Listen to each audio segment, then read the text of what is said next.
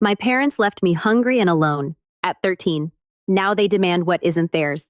Years later, they came for a multi-million inheritance, but one hidden clause in the will left them with $0 and no way back. My parents abandoned me when I was a child, and the only person who stood up was my uncle. Years later, I'd established my own life and business, and I thought I was done with them. It turns out they had different intentions. Let's just say that things got messy. People assume that when parents abandon their child, it will result in a dramatic conflict or a screaming match. For me, it was just another frigid Tuesday morning, and I awoke to an empty apartment and a note on the counter. My life had appeared to be normal up until that point. I was Noah, 13 years old, the only child living with my parents. Dad had a modest used vehicle lot a few blocks away. If you've ever drove past one of those businesses with the inflatable tube man flying around, that was essentially his empire. He pretended to be a business tycoon, yet half of his time was spent gambling in casinos rather than selling vehicles.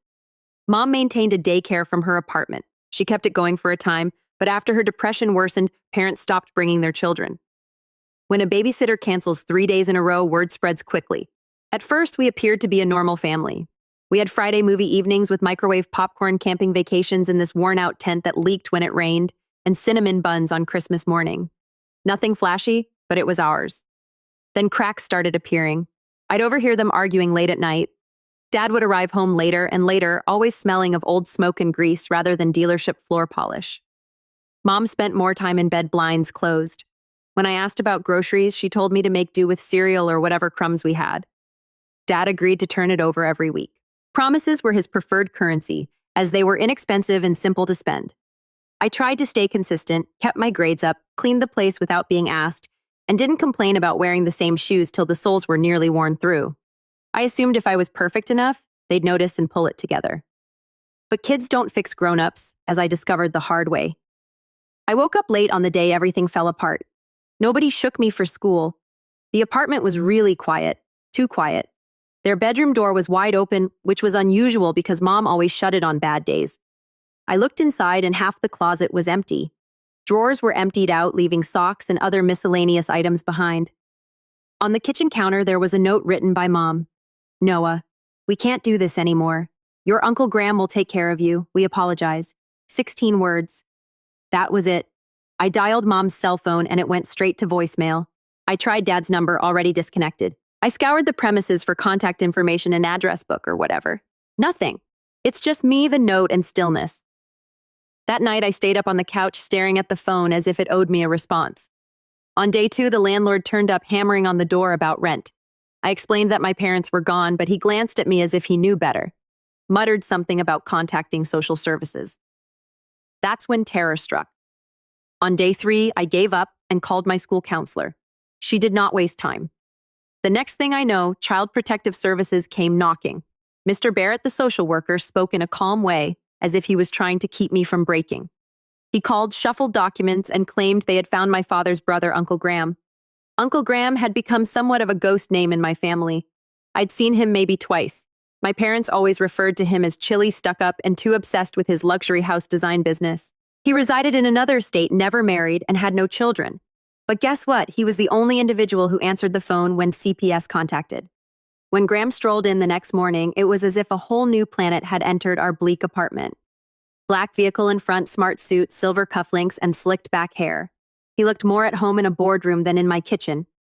He inspected the area, groaned, and said, "Pack what you can carry. The rest can be shipped later." No hugs or sugarcoating, just down to business. And that's how my childhood ended.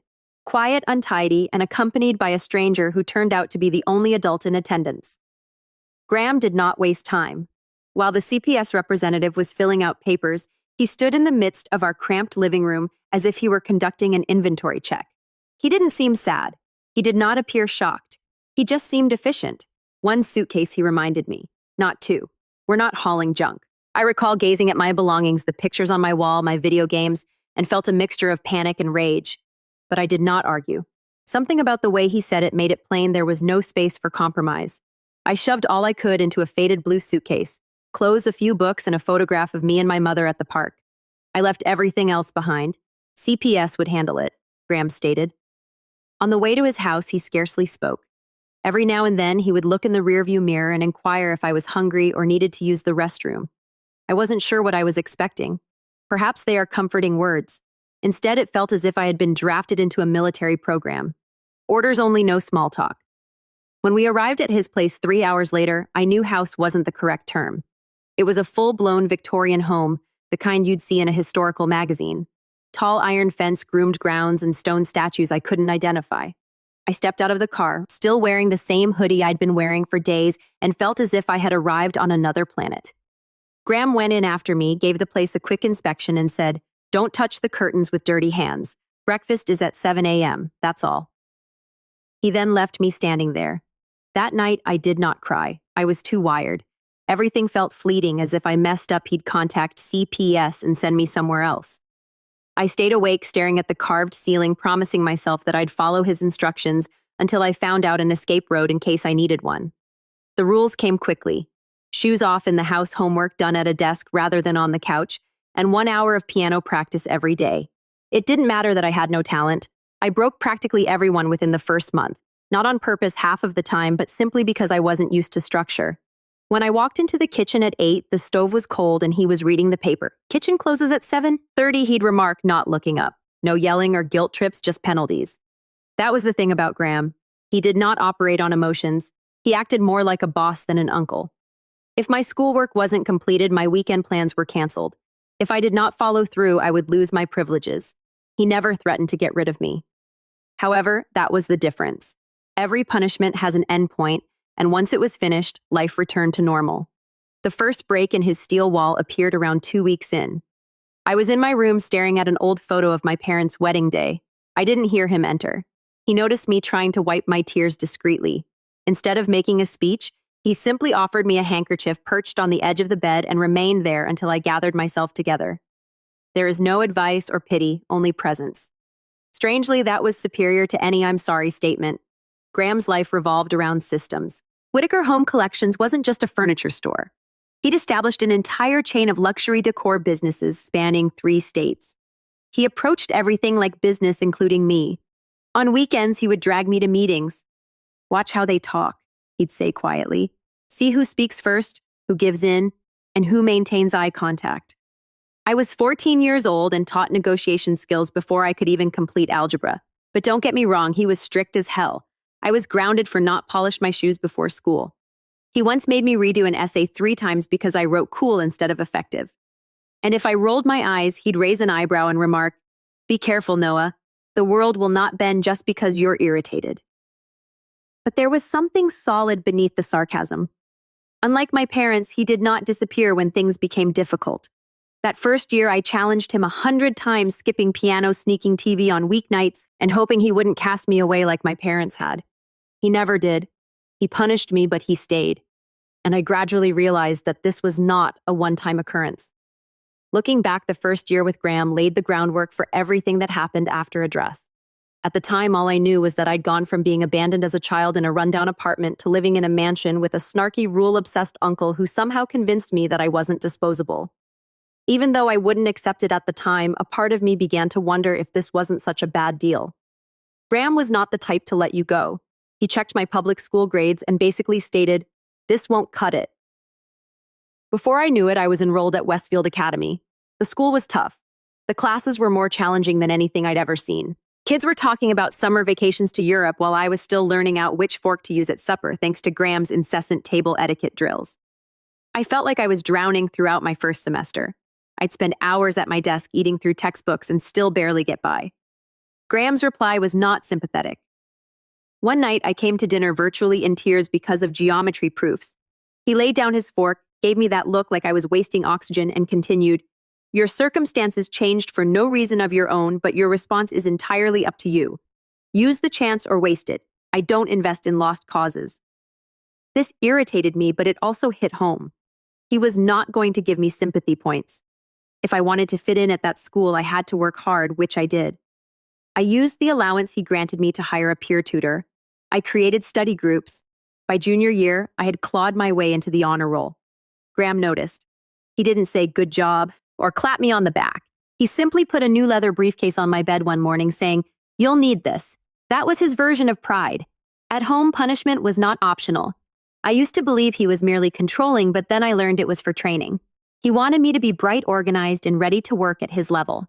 It irritated me at first, but I eventually realized that those behaviors offered me an advantage. Teachers at school would comment on how well prepared I was. Classmates wondered how I always had notes ready. Graham refused to accept mediocrity. The true conflict arose during college applications. I planned to attend State University. A group of my Westfield friends were going there, and honestly, all I wanted was something familiar. Graham was not having it. He strolled into my room one night, dropped a stack of Ivy League and top-tier school brochures, and said, "Apply to these. I lost it. Why should you worry where I go? State is a fantastic school. It's my life, not your project." He remained composed. "Of course your friends are thinking about social lives. I'm thinking about your future. You have potential. Don't waste it hiding in your comfort zone." That continued to alarm me. "I never asked to be your project. Maybe I just want to be normal for once." His response was chilly and sharp, "And I never asked to be your guardian. Yet here we are. I'm giving you opportunities your parents never had. You're welcome." That gave me a headache. Not because he was incorrect, but because it was the first time he acknowledged the obvious. Neither of us had requested this arrangement, but we were stuck with it. And in his own way, he was attempting to provide me with an opportunity that my parents would never have given me. Later that night, he finally opened up, which he nearly never did. He informed me that my father was a talented mathematician who was unable to attend college due to financial constraints, that he worked at a gas station while Graham received the scholarship. He resented me for many years. Graham remarked, "Your mother was also smart, but her prospects dried up. I will not let that happen to you." Hearing that altered everything. It did not warm him up, but it did explain why he pushed so hard. For him, this was about more than simply me. It was about breaking the cycle. I ended up applying to 7 schools just to prove that I was not intimidated. I had 5 options and chose Northwestern, a good blend of prominence and distance. When the acceptance letter arrived, Graham did not smile or cheer. He merely handed me a pen and said, "Sign it. Tuition's covered. There's no drama or sentiment, just action." I couldn't deny it no matter how much I wanted to protest. His approach was working. By the time I prepared for college, I had changed from the kid who strolled into his mansion with only one suitcase. I was brighter, more confident, and perhaps more like him than I cared to acknowledge. College was the first time I felt like I had room to breathe. Northwestern wasn't easy, but compared to Graham's house, it was manageable. I knew how to get up early, manage my time effectively, and work harder than anyone else. While some kids were missing lessons because they partied too late, I arrived with a briefcase in hand, already 5 steps ahead. I joined clubs, challenged myself with group projects, and discovered that I had a talent for design and marketing strategy. Graham's observe everything lessons paid off. I could read a room, figure out who was lying, and utilize silence to coerce individuals into filling holes. It made presentations feel more like negotiations, which instructors observed. Graham didn't soften much while I was gone, but the distance altered our relationship. Calls grew less formal. He would occasionally crack a snarky joke. When I complained about the dining hall cuisine, he remarked, "Good. Consider it training for the real world where everything tastes bland if you're doing it right." I worked at Whitaker Home Collections every summer. Graham didn't only assign me easy jobs, he moved me between departments as if he were testing me. Inventory one summer, vendor negotiations the next, followed by marketing. By the time I graduated, I knew the company inside and out. After graduation, I relocated back to the mansion. This time not as a misplaced child, but as the company's new marketing director. We had a routine. 2 independent men share a home. Occasionally they eat together, and occasionally they just pass each other with nods. It was pleasant, strict, but pleasant. Over the next 6 years, I worked my way up. First as an assistant marketing director, then as head of the entire function. We launched 2 new shop formats, updated vendor relationships, and established a profitable e-commerce engine. By then, I was 27 years old. Then everything shifted. Graham sat me down one night, abnormally silent, and mentioned the word leukemia. No buildup, no soothing tones, simply the facts. "It's advanced. The prognosis isn't good. Treatments will buy time, not fix it." This hit me like a truck. But Graham was not searching for sympathy. He handled it like any other business problem. "We all die," he explained. "The only variables are when and how we use the time before." After that, our roles switched. I took on the responsibility of keeping him on track. Medications, doctor visits, ensuring he ate. Graham would roll his eyes whenever I reminded him, but he never fought me. He knew I was running things his way, which was direct and rigorous. At work, he progressively handed me the reins.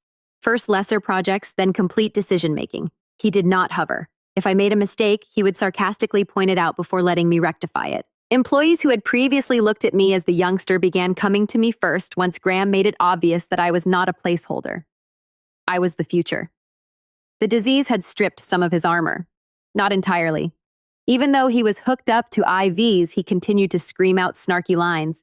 But in calmer moments, he revealed a side I hadn't seen.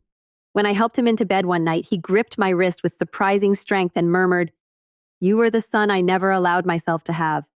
That was Graham's way of delivering a sentimental nuke. I wasn't sure what to say. I only nodded since speaking would have been false. 8 months later, he was gone. He slept peacefully. The funeral was not large, mostly business associates, a few distant relatives and staff that admired him. I stood at the graveyard understanding that the guy my parents had always characterized as cold and arrogant was the only one who turned up, the only one who had genuinely built me into someone capable of standing on his own. The mansion seemed empty without his scathing remarks booming through the halls. I'd find myself saving things that I thought he'd enjoy, or mentally planning how I'd tell him about a new technique before realizing he wasn't there anymore. But whether I was in mourning or not, I did not neglect my business.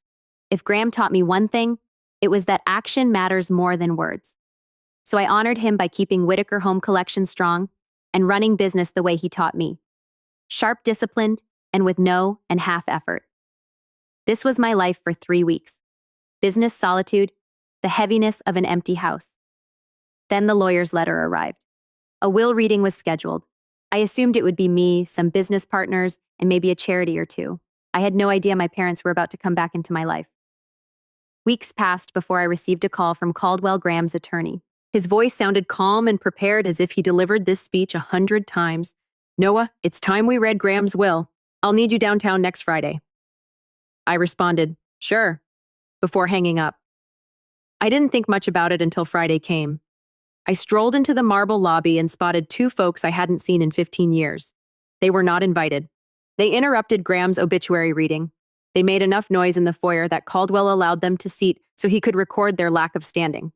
My parents, they walked in as if they belonged there. My mother donned a blazer that screamed outlet store business chic with pearls swinging like she was auditioning for rich grandmother. My father wore a too-tight navy suit, his jaw clenched as if he were about to close a deal. Their gaze fixed on me and froze. "Noah," my mother gasped. "Look at you, honey." Dad gave a curt nod. "You've grown." "Yeah, tends to happen when you feed a kid instead of tossing him outside with a trash bag," I replied. The secretary blinked awkwardly and took us to Caldwell's conference room. A long table, legal documents neatly piled, and Caldwell at the head in his clean suit adjusting his spectacles as if preparing to defuse a bomb. He cleared his throat. "Thank you for coming. We're here to read Graham Whitaker's last will and testament." My mother raised her hand as if she were in school. "Before you start, we're Noah's parents. Graham may have stepped in, but obviously family has rights." I smirked. "Yeah, you remember that 15 years ago or just today?" Caldwell disregarded the jab and opened the folder. He read steadily without fluff. "Graham Whitaker leaves the following to his legal ward. Noah Grant, primary residence valued at $1.8 million. Cash savings of $2 million and 70% ownership of Whitaker Home Collections valued at approximately $45 million. The words hung in the air like smoke. I reclined back with arms folded. My parents sat transfixed, blinking as if their minds had short-circuited. Finally, my mother said, That's everything." Caldwell nodded. "Correct. Graham's instructions are clear. The estate passes entirely to Noah." My father sprang forward in his chair. "This is outrageous. Graham manipulated him. We should at least be co-managers. Noah is young. He needs guidance." I laughed. "Guidance? You guys couldn't guide me to a bus stop." Caldwell raised his hands. "I understand emotions are high, but Mr. Whitaker's wishes are explicit. If you'd like to contest, you may. I'll warn you. This document is airtight." Mom leaned in, false tears beginning to shimmer. "We're not contesting. We just want to help. Noah, honey, you know paperwork like this is confusing. You shouldn't have to handle all this pressure alone. Let us manage it for you just until you're settled." I stared at her. "You kicked me out at 13. I think I'll manage a house deed without your supervision." Dad tightened his teeth and whispered ungrateful. Caldwell, obviously bored of the hoopla, stacked the papers. "We'll reconvene later this week to finalize signatures for today. Let's adjourn." And just like that, the meeting ended. My parents followed me out of the building, almost rushing to keep up. Noah, wait. Mom said, can we talk just dinner maybe, please? Normally, I would have told them to shove it, but curiosity and perhaps a sick sense of humor had me nodding. Fine one dinner tonight. We met in a mid-range Italian restaurant near my home. When I arrived, they were already seated, menus untouched and faces rehearsed. Mom started softly. We made mistakes. We know that. But you have to understand your father had problems back then. Gambling issues. It ruined our finances. And me. Well, I was dealing with depression. We weren't ourselves. I mixed my drink with a straw. You don't say. I thought kicking your kid out was just a new parenting trend. They giggled uneasily, then exchanged glances. And just like that, the sympathy act failed. Dad leaned in. We need help, Noah. Things haven't been easy. We're in debt. Your mom's medical bills alone. Mom cut him off, voice low and urgent. If you could spare a H100 red 000 just to get us stable again. I laughed so loudly that the waiter glanced over. 100 grand, that's your opener. Not even a warm-up, just straight to six figures. Dad's cheeks turned red. You have millions now. Don't act like this is difficult. I reclined back, arms wide, and enjoyed the performance. Correction. I have millions. You have pasta you haven't ordered yet. Mom's voice became sharper. We're your parents. We deserve consideration. I shrugged. You deserved consideration 15 years ago. You didn't want it then. Silence extended. The waiter eventually arrived to take orders. Awkward as hell. I chose lasagna because I knew they couldn't afford more than excuses. Dinner ended quickly. They made another appeal for money. I told them to obtain a job. Dad said something about ungrateful children destroying family legacies. Mom wiped her eyes with a tissue as if she were auditioning for pity. I walked out feeling lighter. Not because I saw them again, but because I was certain nothing had changed. Same entitlement, same games. The only difference this time was that I had the upper hand. And watching them squirm for a handout was more valuable than the inheritance itself. A week later, I was back in Caldwell's office. This time it was not just me and him. My parents had brought in their own counsel, a man in a wrinkled gray suit who appeared to have gotten lost on his way to traffic court. They strutted in behind him like kings, shoulders back, smirks painted on their faces as if this was their victory lap. Ready to correct this little misunderstanding? My father asked, dropping his briefcase on the table as if he were preparing to buy the building. Misunderstanding? I inquired. Yeah, must have slipped Graham's mind when he raised me for 15 years and you didn't. Mom flashed me a phony smile. Noah, honey, we're not here to fight you. We just don't want you to drown in responsibilities you don't understand. A company worth millions, properties, assets. This isn't a toy box. I slumped back in my chair. You're right. It's not. That's why Graham actually trained me for this stuff, while you were too busy pretending I didn't exist. Caldwell cleared his throat, then handed a binder across the table. Before this meeting continues, there are a few clarifications we need to put on record. Their attorney puffed up. We're prepared to challenge the will. These parents were clearly cut out unfairly. This boy, he pointed at me as if I weren't in the room, was manipulated. I grinned. Love when I get downgraded too. This boy makes me feel like a gladiator about to crush someone. Caldwell did not even blink. He opened the binder and began spreading everything out page by page. First, Noah was not just Graham's ward. At 16, Graham legally adopted him. Here are the documents signed, sealed, and approved by the court. The lawyer's pen froze in midair. My mother's mouth absolutely fell. What? She hissed. That's impossible. Caldwell moved the papers closer. Not impossible.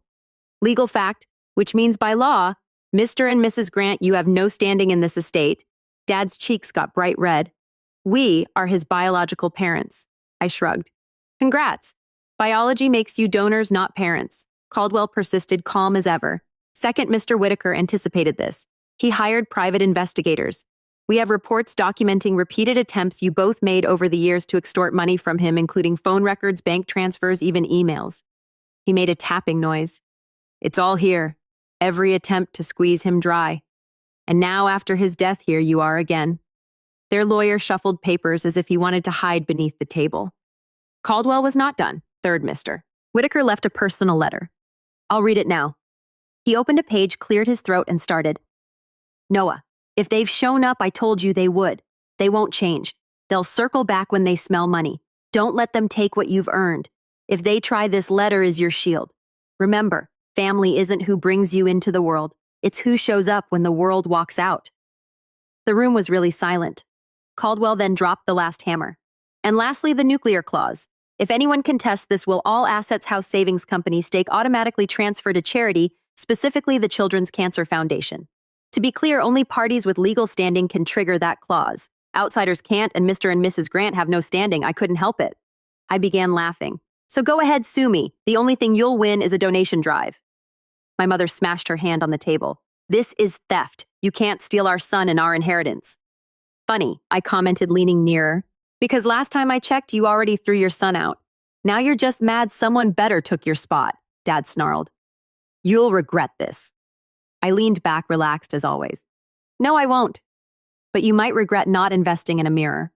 That irritated Mom. You little brat. After everything we gave you. Like what I interrupted. The night you dumped me on a sidewalk, or the years of silence after real Hallmark stuff. They tried to shout over me and use every guilt trip in the book. We are your true family. You'll understand what loyalty entails when you're older. Graham brainwashed you. But that was pathetic. They sounded like children whining after being caught stealing cookies. The lawyer attempted to pull them in, but they were too far gone. Mom gestured at me as if she were conjuring lightning. You think you're so clever, but you're still just a child. You'll fall apart without us. I smirked. I've been falling apart without you my whole life. Guess what? I'm still standing. Caldwell waved and 2 building security guards entered. That will be all. Please escort Mr. and Mrs. Grant out. The look on their faces as security took a step forward was priceless. They began protesting, stating they had a right to be there and wanting to talk with someone higher up. But Caldwell simply closed his binder and announced, "Meeting is over." Watching my parents being marched out of that glass tower, screaming and writhing as everyone in the lobby stared, that was the kind of satisfaction money couldn't buy. Their screams of betrayal, loyalty, and blood rang around the marble hall. However, everyone else saw them as 2 entitled lunatics. Security took my parents out of Caldwell's office as if they were shoplifters who refused to confess they were caught. But I knew it was not over. People like them do not absorb no. They interpret it as try again louder. I did not wait. I drove immediately to the courts to file for a temporary restraining order. The judge signed it that afternoon. That night, a process server handed them the documents, and I emailed the case number to the police to ensure it was on file. I expected at least a week until the next stunt, but they didn't even allow me 48 hours. The driveway camera showed their rental car creeping in after dark, headlights lowered, as if they assumed Hertz offered stealth mode for free. My mother was dressed like she was going to church, and my father looked like he was prepared to market himself as a motivational speaker. Both went up my driveway as if the place belonged to them. The doorbell continued to ring. They leaned on it as if they were restarting the home. I opened the door just enough to obstruct the entryway. Restraining orders still active. You can't be here. Mom smiled with that phony kindness she often had for those she wanted something from. We just want 5 minutes. Great, I said. Take it outside the gate. You've got 4.5 left. Naturally, they shoved past me as if I were a rental property manager. Dad studied every part of the foyer as if he were mentally listing everything on Craigslist. Mom trailed her hand along the banister as if she were already deciding where to place her voses.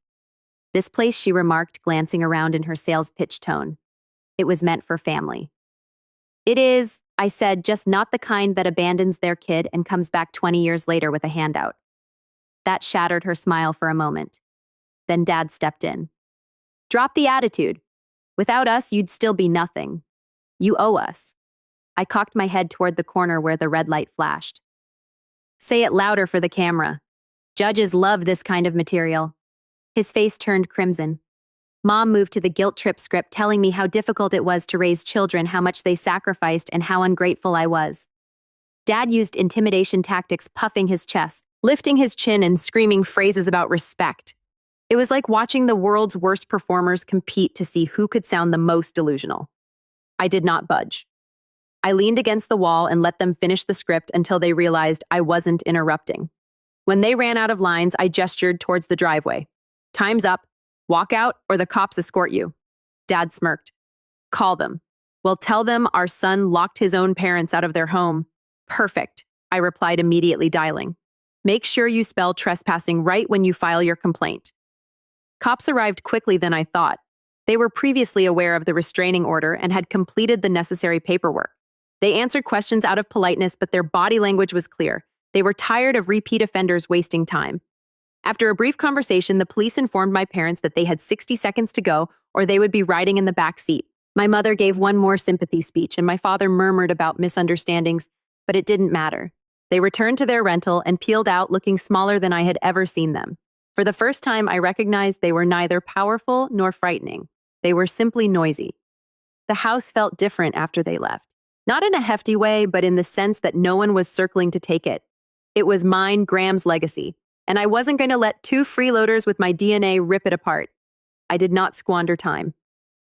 The next morning, I met with the operations and finance leaders. We tore into the firm as Graham would have desired.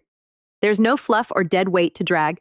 We removed non-selling products, repaired the shipping system that was costing us money, and redesigned the web store so it didn't appear like it was constructed on dial-up.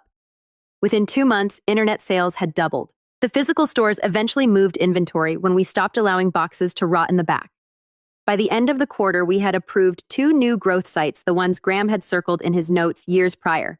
But this time, it wasn't a gamble. It was regulated, clean, and profitable. Employees noticed. They initially regarded me as if I had been fortunate enough to inherit a business from my uncle. But when problems were fixed before they snowballed, paychecks were delivered on time, and I was present rather than hiding in some corner office, they began bringing me serious issues before they became fires. That is how you gain trust. Not with speeches, but with representatives. At home, I kept going through Graham's notes. There was one box I hadn't opened until recently, a wooden chest that he kept shut. Inside were ledgers, correspondence, and a stack of envelopes labeled with the year. His method of leaving me breadcrumbs. The most recent one stated, "When you are ready." Inside is a single sheet of paper. Trust yourself. Do not wait for permission. Build it better than I did. Short, crisp, and straight to the point. Exactly like him. I still had the cameras rolling. Maybe my parents will try again. Perhaps they won't. Entitlement does not die. It simply hides until it believes you're exhausted. But I was not exhausted. Every time I drove by the lot where our new store was being built, every time a balance sheet showed black instead of red, and every time I closed up the house knowing it was safe, it seemed like another nail in their coffin of control. They got their shot when I was a kid. They threw it aside. Graham scooped it up and transformed it into something, and now it was up to me to help it thrive rather than just survive. That is what kept me moving forward. The last time I saw my parents was on a blurry video from outside the fence. They drove slowly, windows down, staring like visitors who couldn't buy the ticket inside. They did not stop. They did not ring. They just peered, undoubtedly aware that the only way they'd ever see the interior was through the security camera. I didn't wave. I did not even step outdoors. I simply let the camera film them drive away smaller and smaller until they vanished. Graham shared with me once, "Some people grow when they lose power. Others shrink. Your parents, they'll shrink. You better grow." I didn't understand it then. Now I do. And while I stood in the office looking at our quarterly stats on the screen, hearing staff joke in the hallway, and watching construction crews break ground on new stores, I realized I was maturing.